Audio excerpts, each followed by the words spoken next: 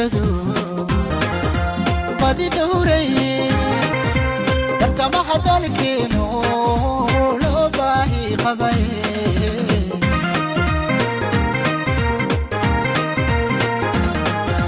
maamulkay bulshadu badi dhowray bartamaha dalkeenu loo baahi qabay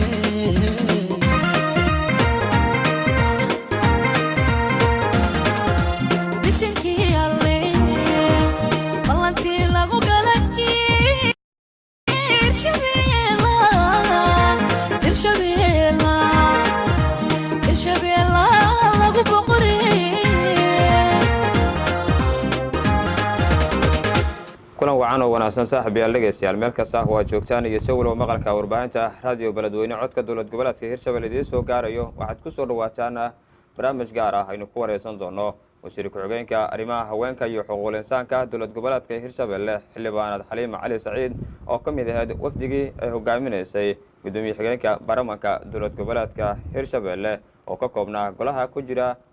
golaha haweenka ee ku jira baarlamaanka dowlad goboleedka Hirshabelle soo gaaray Beledweyne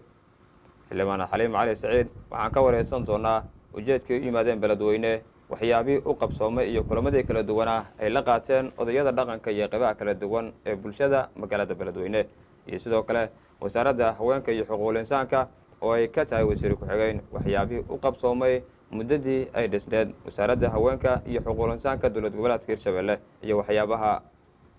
u qorsheysan inay qabtaan barnaamijka anigoo qaalid ayaa idinla socodsiin doona dhanka farsamada barnaamijka waxaa intuu socodii farsamayn doona Cabdisalaan Xasan Jimcaale mar kale saaxiibayaal dhageystayaal ku soo dhawaada barnaamijkii gaarka ah aynu ku wareysanayno wasiir ku-xigeenka wasaaradda haweenka iyo xuquuqul insaanka dowlad goboleedka Hirshabelle xildhibaanada Xaliima Cali Saciid dhageysan xildhibaan ku soo dhawow marka hore radio Beledweyne codka dowlad goboleedka Hirshabelle waa ku dhawahay waxaan ka wareysan doonaa safarkii aad ku imaateen magaalada Beledweyne wasaaradda haweenka iyo xuquuqul insaanka ee wasiir ku-xigeen aad ka tahay waxyaabihii u qabsoomay muddadii ay dhisneed haddii aan ku horeyno safarkii aad ku imaateen Beledweyne oo aad qayb ka ahayd wafdigii baarlamaanka ee Hirshabelle gaar ahaan golaha haweenka ee ku jira baarlamaanka dowlad goboleedka Hirshabelle oo ay hogaaminaysay xildhibaanad Canab Axmed Ciise gudoomiye xigeenka baarlamaanka dowlad goboleedka Hirshabelle ujeedka safarkiina Beledweyne aad ku imaateen bal marka hore haddii nala wadaagto bismillaahir rahmaanir rahiim radio Beledweyne waa mahadsantihiin waxaa ahayn wafdi ka imaaday Jowhar ujeedkeena wuxuu ahaa in aan u ololeeno bulshada rayidka qaybaheeda kala duwan odayaasha dhaqanka haweenka si ugu dar noqon gabdhihii 18 ahaa oo ka dhinay baarlamaanka dowlad goboleedka Hirshabelle si bulshada rayidka iyo odayaasha dhaqanka iyo haweenka iyo culamaa u diinka aan kala hadalno sidii loo soo buuxin lahaa kuraastas ka maqan baarlamaanka waa 117 sida ku qoran dastuurka hadda waxaa dhaarsan 99 waxaa dhiman 17daas waxaan loo qoondeeyay inay noqdaan gabdho si marka 17daas dhiman loo soo buuxiyo waxay u baahan tahay shaqo badan waxay u baahan tahay odayaasha dhaqanka in lagala tashto waxay u baahan tahay in haweenka lagala tashto waxay u baahan tahay culamaa u diinka in lagala tashto waxay u baahan tahay in lagala tashto dhalinyaradii ujeedkeena u maanay magaalada Beledweyne ee caasimadda gobolka Hiiraan waxay ahayd sidii aan ku gaari lahayn inay gabdhahaas ay ka mid noqdaan baarlamaanka uga la tashan lahayn bulshada qaybaheeda kala duwan ee ku sugan magaalada Beledweyne odayadii iyo qaybihii kala duwan ee bulshada la kulanteen ee aad u soo jeediseen in xubnaha ka dhiman tirada baarlamaanka maamulka Hirshabelle ee aad doonaysaan in dhammaantood habla laga dhigo maxay ka yiraahdeen odayaasha midka aqbalay marka hore waxaa la kulannay haweenka oo aan ka bilawnay iyo dhalinyarada iyo bulshada rayidka aaday noo soo dhaweeyeen aaday gabdhihii noola qaateen in diyaar ay u yihiin inay kuraastaas buuxiyaan kaliya baarlamaankaas bis aanan ahayn waxayna la qaateen inay gabdhaha ka qayb qaataan siyaasadda inay ka qayb qaataan maamulka inay ka qayb qaataan miisaska lagu gaarayo go'aamada. waxaa kale ballan noo qaadeen in waxaa jirto dowladihii hoose ee wasaaradda arrimaha gudaha markay konsalada sameynayso waxaa jirto qoondo u qoran oo 30% gabdhihii in ay raadsadaan kuraastaas 30% ay ku leeyihiin baarlamaan yaraha loo sameynayo dowladaha hoose ee deegaanada. gabdhahan 17 inay diyaar u yihiin inay boosaskooda soo buuxiyaan, inay diyaar u yihiin in ay ka qayb qaataan siyaasadda, inay ka qayb qaataan maamulka, inay ka qayb qaataan daadejinta maamulka. waxaa noo xigay odayaasha dhaqanka waxaa kala kulanay arrin aad farxad u leh. waxaan aragnay biseel ka badan shalay markii la xulayay baarlamaanka intiisa kala biseeleen odayaasha gaarin inay maanta gaareen. waxaan istusnay in odayaasha reer Hiiraan ay ka duwan yihiin odayaasha ka soo jeeda gobollada kale. maamulada qaar hal xubin oo gabdhaha ka soo muuqdeen. odayaasheena reer Beledweyne iyo reer Hiiraan waxay noo ballan qaadeen in 17daas dhiman aynan soo haweysan doonin wax rag ah oo gabdho ay wada noqon doonaan. 6dan hadda joogto iyagaa markii hore xulay, iyagaa wada keenay. haddana inta ka dhiman waxay ballan cad ku kala galnay inay gabdho ka soo dhigi doonaan. insha Allah arrintaas inay fusho waa rajaynaynaa. hadda waxaa ka soo bilaabnay hooshii magaalada Beledweyne oo ah caasimadda ganacsiga iyo dowlad goboleedka Hirshabeelle. magaalo taariikhi ah iyadii hoosha ka bilaabnay waa sii socon doonaa. Hiiraan waxaa kaloo rajaynaynaa inaan ka tagno Buulo Burte. waxaa kaloo rajaynaynaa inaan tagno Jowhar laftirkeeda iyadana kulamada noocaan ka qabano. waxaa rajaynaynaa oo kale in aan tagno iyadana Balcad, Mahadaay, Haluma Jarana socono iyo dhammaan degmooyinka Hirshabeelle sidii oday kasta geedkiisa ula tagno ula fadhiisano sidii gabdhahooda xaasaskooda hooyooyinkooda raali uga noqon lahaayeen inay ka qayb geliyaan siyaasadda maamulka iyo miisaska go'aamada lagu gaarayo. waxaa kaloo booqasho gaaban aan ku tagnay intaa joogno magaalada Beledweyne degmada Jawiil iyo tuulooyinka hoos imaado sida Ilka Cadde iyo Biyo Qurun iyo degmooyinkaas ku hareeraysan iyo Ceelgaal. waxaan kula kulannay bulshada qaybaheedii kala duwan. iyaga laftirkooda fariintaasidna waa gaarsiinay. iska jiraan daruufo badan oo iyagana qaas u heeno gobolka iyo dowlad goboleedka dhan ku xeeran inay abaaro jiraan, inay biyo la'aan jiraan. intaba waa kala soo hadalnay. waana ula noqon doonaa maamulkeeni sida ugu dhaqsiyaha badanna wixii laga qaban karo. insha Allah waxaa rajaynaynaa in albaabada u garaacno, in aan u raadino hay'adihii samafalka ahaa oo arrimahaas ku shaqo lahaa iyaga bis ku haleenin oo aanan dhihin hooshayna qabsada aan ku koontaroolno aan ogaano. safaradeena way badan doonaan, waa ku soo noqon doonaa ilaa baahidahaasna laga xaliyana waa gobolka waqti kama bixin doono insha Allah. waayahay tirada xubnaha xildhibaanada ka maqan baarlamaanka maamulka Hirshabeelle ee aad u ololeynaysaan ma gobolka Hiiraan oo kaliya ay ka maqan yihiin xubnahaas mise guud ahaan deegaanada Hirshabeelle way ka maqan yihiin oo baarlamaanka Hirshabeelle ay ku jiraan mise warre Hiiraan dadku ololeynaysaan waa kuway dadka anaga waxaan ahayn baarlamaan Hirshabeelle. Hirshabeelle waxay ka kooban tahay 2 gobol. waxay ka kooban tahay Shabeellada Dhexe iyo Hiiraan. anaga waa labadeena garbood way noo siman yihiin. baarlamaankan 17 oo loo ololeynaayeen 2 gobol ay iskugu jiraan Hiiraan iyo Shabeellada Dhexe. intaba kuraastaas way ka soo muuqan doonaan. anagana way noo siman yihiin 2 gobol, labadeena garab waaye.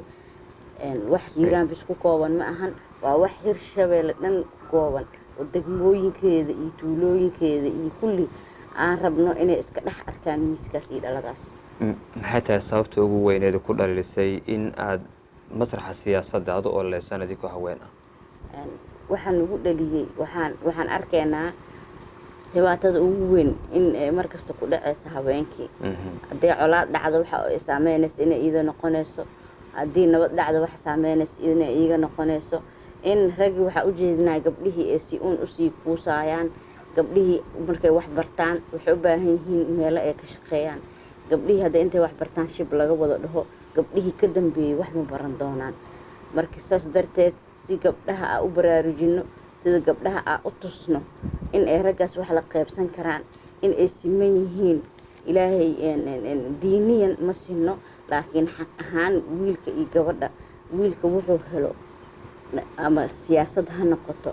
ama maamul ha noqoto ama shaqo ha noqoto gabadhana way leedahay wixii diin ee waa gooni ragga iyo dumarka inay diiniyan sineen aniga waa ognahay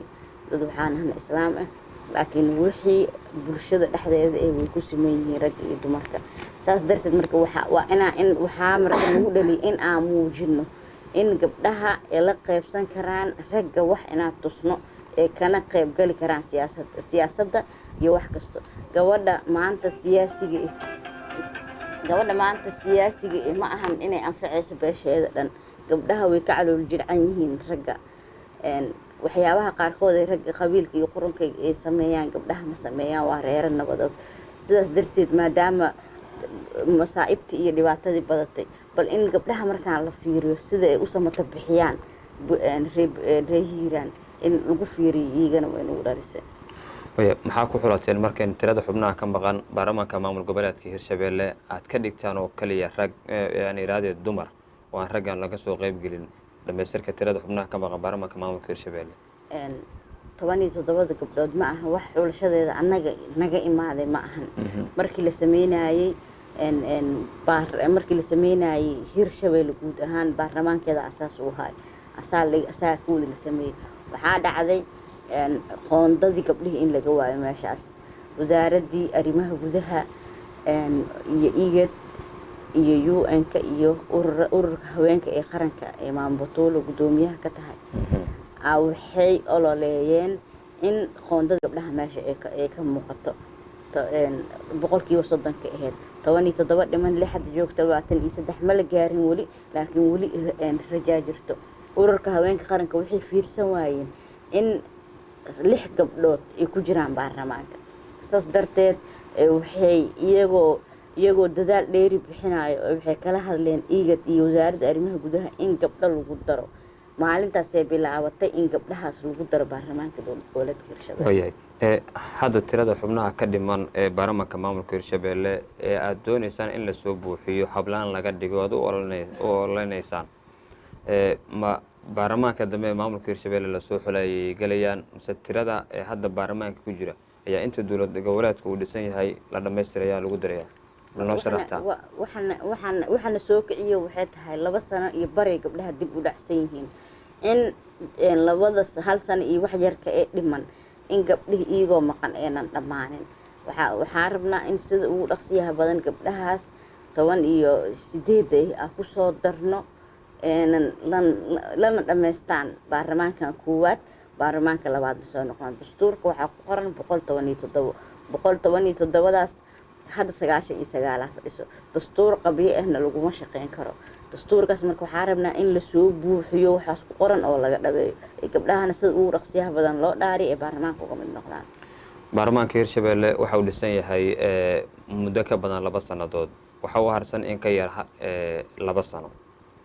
maxaa idinku soo beegeen xilligan oo leysaan in xubnaha ka maqan baarlamaanka la dhameystiro hablana laga dhigo waad mar hore ugu ololeyn wayseen ama aad u soo dhameystiri wayseen maadaama aad ka mid tahay mudanayaasha baarlamaanka Hirshabeelle waa su'aal muhiim waxaa jiro dowlad goboleedka Hirshabeelle intay dhisan tahay laba madaxweyne isku bedeshay markasta oo imaato arrin siyaasadeed gabdhaha arrintooda dib u sii dhici jirtay saas darteed annaga laftirkeen dadaalaa haynay intaas gabdhihii dhiheen hadda ilaahay saamaheena soo qaaday hadda ilaahay noo soo fududeeyey inaan imaano shabeellada dhexe aa joogno iyo jowhar inta waa kala hadalnay madaxweynayaasha waa kala hadalnay guddoonkii waa kala hadalnay hadda marka waxaa gaarnay feeskii in loo soo noqdo bulshada oo bulshada laga dhaadhicin meeshii maamulka sare waa kasoo daadejinay waa ka imaanay hadda marka waxaan maraynaa in odayaashii iyo bulshada rayidka qeybaheedii kala duwan aan ka dhaadhicino steebka saddexaad oo marka xigi doona waxay noqonayaan in gabdhihii la dhaariyo qaab noocee ku imaanaya marka gabdhaha qaabka lagu heshiiyo ku imaanayaan odayaashii waxaa jirto in wasaaradda arrimihii gudihii markii hore ee qortay qoondooyinka la qortay hadda wasaaradda arrimaha gudaha mana maamuleyso stateka madaxweynuhu leeyahay madaxweyne ku-xigeenuu leeyahay guddoomiye baarlamaan uu leeyahay saddexdoodaas ah go-aanka rasmiga ee ka gaari karo madaxweynaha wadanka mas-uulka ah asaa mas-uuliyadiisa ee qaaday asiga iyo madaxweyne ku-xigeenka iyo guddoomiyaha baarlamaanka ah go-aanka ugu dambeeyo ka gaarayo odayaasha dhaqankana waa loo soo celinayaa saasaan ku dhaha process goormaad rajaynaysaan min markayna arrintan aad soo gabagabaysaan oo tirada baarlamaanka Hirshabelle la dhammaystiro goormaad rajaynaysaan in arrintaas soo dhamaato waxaan rajaynaynaa sida ugu dhaqsiyaha badan leh arrintaas inaan ku sameyno in aan marno degmooyinka uu ka kooban yahay Hirshabelle guud ahaan inaan marno oo si dhaqsiya ah u marno odayaasha markaan wada qancinane kadibna gabdhihii la dhaariyo oo steebka ku xog ee noqoto dhaarin wayahay odayaashii iyo bulshadii aad la kulanteen maxay ka yiraahdeen mid ka aqbaleen arrinta aad iyo aad si weyn nooga aqbaleen waxay noo sheegeen in ay ku faraxsan yihiin diyaarna ay u yihiin in gabdhahaas la dhamaystiro ee go'aan ay ka tahay in ka go'aan tahay wayahay haddii aan kaga imaano dhanka xulitaanka xubnaha baarlamaanka ka dhiman Hirshabelle aad u oleynaysaan in dhammaantood habla laga wada dhigo qaybihii kala duwanaa ee bulshada ayaad la kulanteen abaaro badan ayaa wadanka ka jira gaar ahaan deegaanada maamulka Hirshabelle odayada dhaqanka iyo bulshada aad la kulanteen maxay idin sheegeen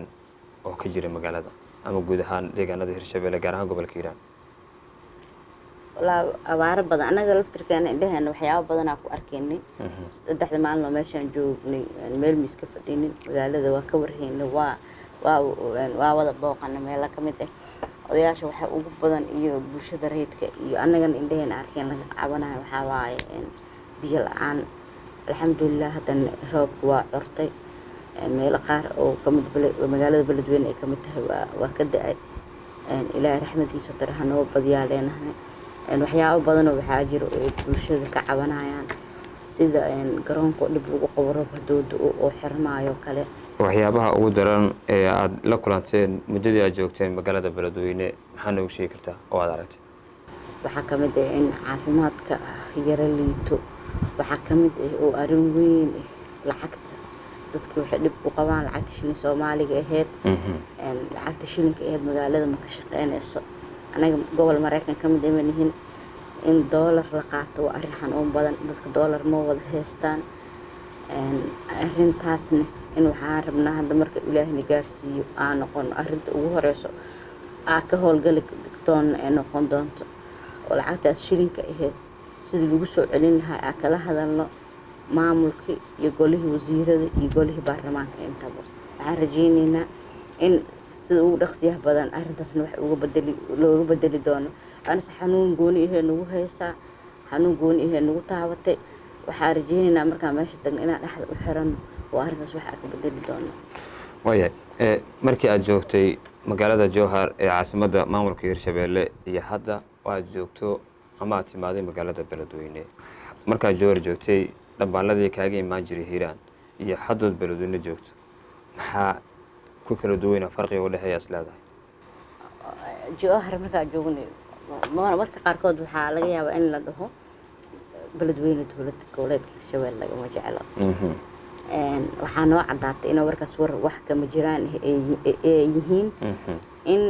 beledweyne dowlad goboleedka Hirshabelle laga jecel yahay laga ixtiraamo dadka reer beledweynena ay ka go'an tahay in ay ilaashadaan dowladnimadaas waxaana qaatay inay la tartamaan gobolada kale in ay la tartamaan maamulada 12 sano iyo 20 sano jir inay la tartamaan inay diyaar u yihiin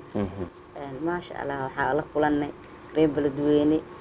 xadaarada lagu sheegi jiray gobolka Hiiraan tar waa ka aragnay biseelkooda xadaaradoodii oo taariikhiga ahayd sidii odayaasha dhaqanka ay u diyaarsan yihiin siday odayaasha dhaqanka ay u yihiin wixii lagu sheegi jiray maamulka gobolka oo kale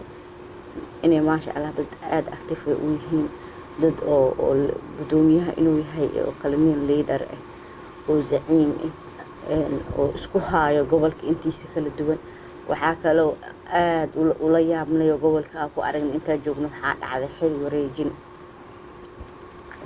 xil wareejin sida quruxda badan oo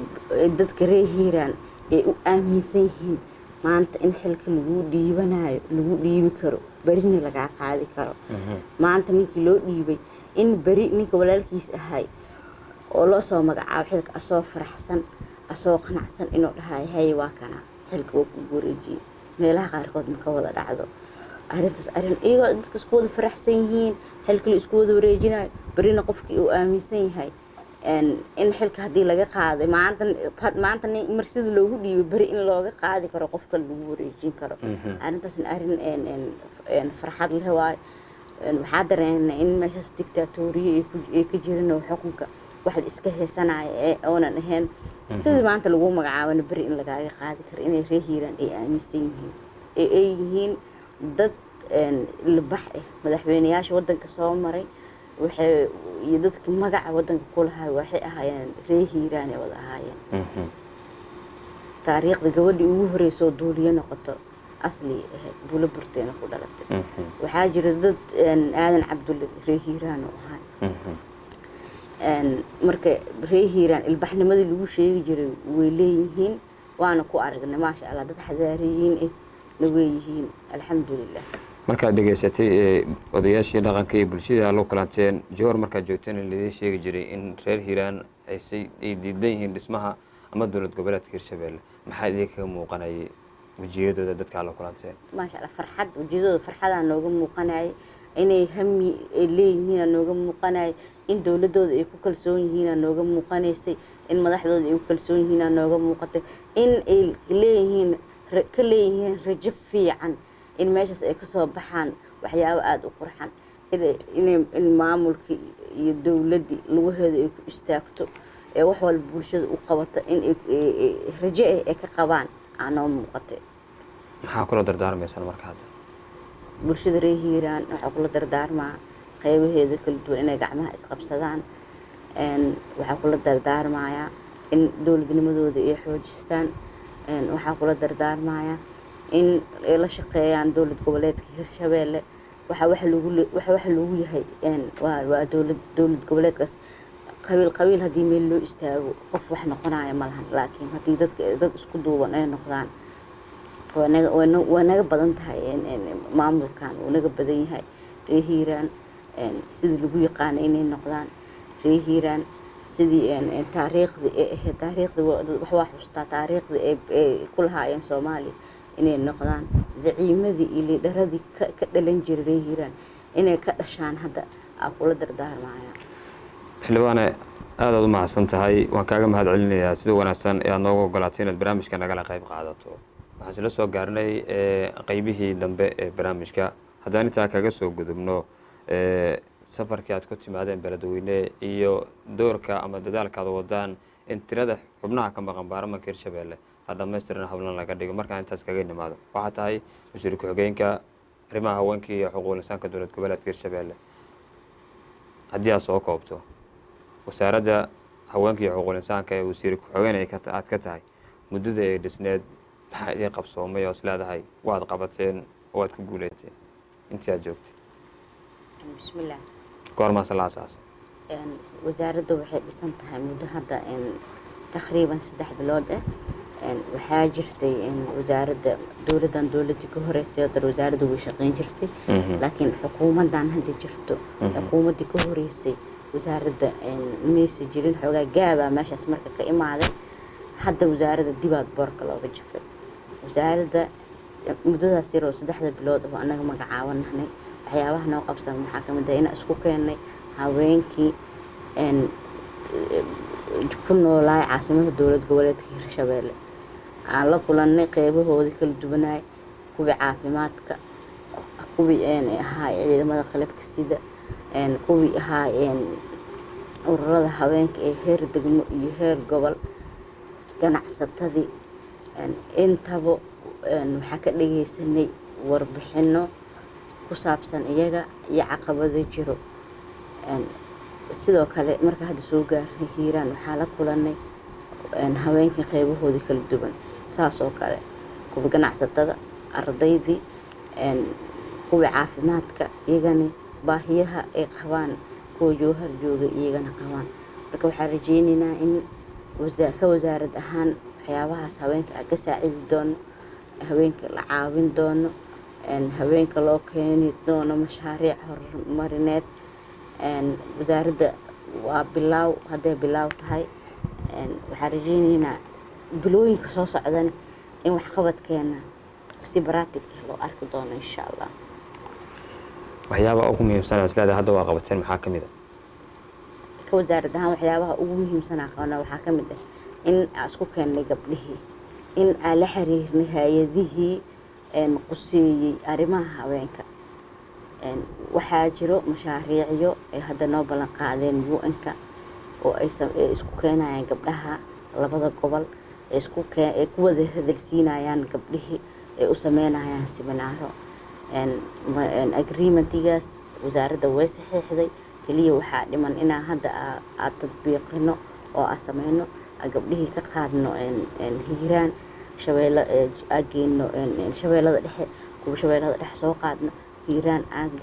keeno gabdhihii tababaro aan u sameyno, gabdhihii wacyigelimo aan u sameyno. waxaa jiroo kaloo la kulana safaaradaha inta waxay noo ballan qaadeen in wasaaradda ay ka saacidi doonaan arrimo badan insha allah. wasaaradda haweenka iyo xuquuqul insaanka ee wasiir ku-xigeen ka tahay ee dowlad goboleedka Hirshabelle iyo wasaaradda arrimaha haweenka iyo xuquuqul insaanka dowladda federaalka Soomaaliya wada shaqeynta lageeda ka dhaxaysa marka ما شاء الله ولا شقين وزير داقو ياسين ولا شقين عاد ونكسن على دحيسو عاجر الشر بالكهر كدعا مقالة مقدشو شروينه هوينك اي قرن وزارة دوك قيب قشي Hirshabelle hadaan hana guud ahaan waa soo bandhignay baahiyaheena inshiro wasiir deeqo waxaas dhan waxay ballan qaaday inay wax ka qaban doonto maadaama wasiirkii guud ahaan Soomaaliya ay tahay maamul goboleedyada dhanna waxaa hooyo u ah dowladda dhexe hooyo u ah. marka maasha Allah wasaaradda haweenka iyo xuquuqul insaanka ee dowladda federaalka xiriir weyn aan nagala dhaxeeyo wixii shaqo ahna waa wadaagnaa markasto. wala baahiyaha dumarku way badan yihiin gabdhihii wax dhib kasta oo dhib hadoo dhaco gabdhaha dadka ugu horeeyo saameynaya noqonayaan gabdhihii marmarka qaarkood biilaan hadday dhacdo markay umulaan rafaaday ku qabaayaan, abaaraan hadday dhacdo rafaaday ku qabaayaan. fatahaada gobolka saameeya markasta fatahaad ilaahna uma keena hadday imaato way ku qabaayaan gabdhihii dhanka barakacayaasha laftirkooda dhib ay qabaan. waxbarashada gabdhaha way ku jiraan laakiin sidii loogu talagalay weli ma ahan. marka gabdhaha baahiyo badan ay qabaan. baahiyada qaarkoodna waxaan rajeynaynaa in aan u bandhigno hay-adihii samafalka ahaa si ay jawaabo uga soo bixiyaan insha Allah. dadka qaar waxay aaminsan yihiin in xubnihii horey loo xulay ama loo doortay ee baarlamaanka ahaa ee rag iyo dumar isugu jiray muddo 2 sano ay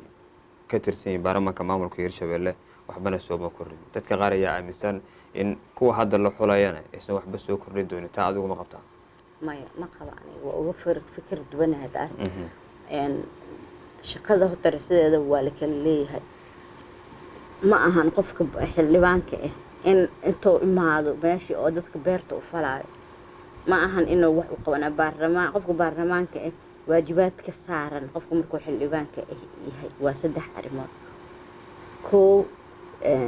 inuu sharci dejin noqdo ilaa sharci dejiye inuu xeer dejin qofka noqdo. 2 qofka inuu xukuumadda la xisaabtamo. 3 inuu qofka matalaad sameeyo oo matalo bulshadii oo iyo deegaan doorashadiisa. waxaa jira shuruucyo badan ee baarlamaanka hadda baas gareeyeen. shuruucyo badan oo waxaa jiro qabyano